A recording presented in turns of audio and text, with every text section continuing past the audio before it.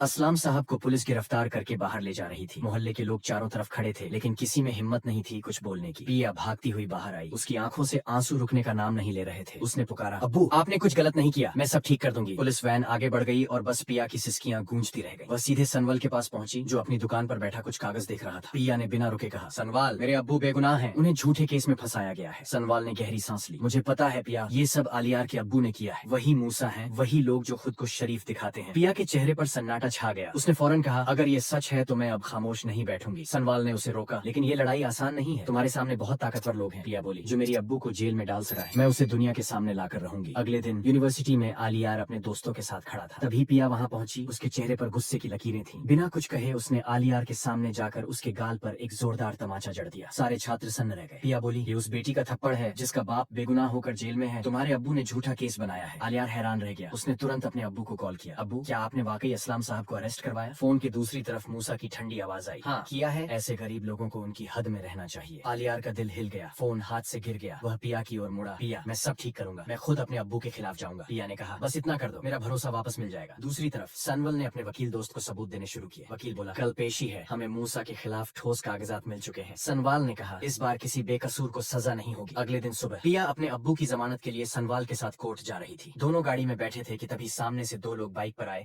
और सनवाल पर गोली चला दी। पिया चीख पड़ी, सनवाल! गाड़ी रुक गई। सनवाल का हाथ लहूलुहान था। पिया ने खुद उसे संभाल कर कार पलटी और सीधा हॉस्पिटल पहुंची। डॉक्टरों ने कहा, गोलियां हाथ को छूकर निकली हैं, खतरा टल गया है। पिया ने चैन की सांस ली, लेकिन उसकी आंखों में अब डर नहीं था, सिर्फ गुस्सा था। हॉस्पिटल के बाहर सनवाल बोला, अब वक्त आ गया है आलियार के अब्बू का असली चेहरा दिखाने का। उधर आलियार घर में अपने अब्बू के कमरे में दाखिल हुआ। मूसा कुर्सी पर बैठा था, सिगार जलाते हुए बोला, तुमने मुझे शर्मिंदा कर दिया आलियार। पिया के लिए, अपने बाप के खिलाफ। आलियार ने आंखों में आंसू लिए कहा, मैं आपके खिलाफ नहीं, इंसाफ के साथ हूँ। जो आपने असलम साहब के साथ किया वो गुनाह है। आलियार ने अपने मोबाइल में सारे डॉक्यूमेंट और रिकॉर्डिंग्स पिया को भेज दी। ये सबूत सब कुछ बदल देंगे, उसने कहा। अगले दिन कोर्ट में मामला खुलता है। वकील सबूत पेश करता है। मूसा ने असलम साहब की प्रॉपर्टी पर झूठी रजिस्ट्री बनाई थी और उन्हें अरेस्ट करवाया। जज ने सबूत देखने के बाद फैसला सुनाया। मूसा को 10 साल की सजा और असलम साहब को रिहा किया जाता है। पिया दौड़कर अपने अब्बू के गले लग गई। आबू, हम जीत गए। असलम साहब बोले, नहीं बेटा, इंसाफ जीत गया। मीडिया वाले कैमरा लेकर भग रहे थे, पर सनवल ने सबको रोका। ये हमारा पर्सनल लम्हा है। घर लौटने पर असलम साहब ने सबके सामने कहा, मैं फैसला करता हूँ, पिया की शादी सनवल से होगी। पिया चुप खड़ी थी। सनवल ने उसकी तरफ देखा। दोनों की आंखों में राहत थी, किसी जीत का नहीं, किसी सुकून का। इधर आलियार, जो अपने कमरे में बैठा था, सारी बातें सुन चुका था। वह मुस्कुराया। पिया मेरे नसीब में नहीं थी, लेकिन मेरी दुआ उसके साथ है। वह बाहर आसमान की तरफ देखता है और फुसफुसाता है, बस वो हमेशा खुश रहे। घर की छत पर शाम ढल रही थी, हवा में सुकून था। पिया अपनी अम्मी से लिपट कर बोली, अम्मी, अब लगता है हमारी जिंदगी ने सही मोड़ ले लिया है। सनवाल पीछे से आया, मुस्कुराते हुए बोला, और मैं वादा करता हूँ अब कभी किसी का दिल नहीं दुखेगा।